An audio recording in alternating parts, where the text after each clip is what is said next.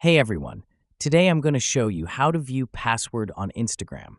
So let's get started.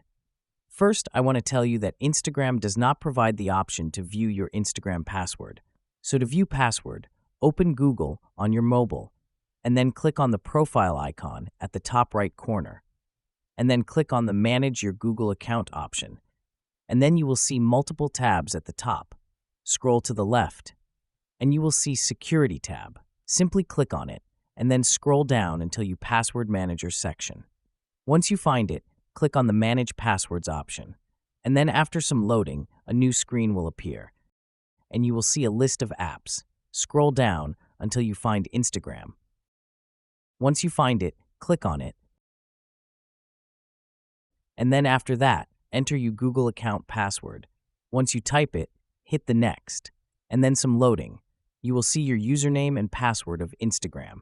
You can see your password by clicking on this eye icon. And that's it. If you found this video helpful, don't forget to like and subscribe for more quick tech solutions. Thanks for watching.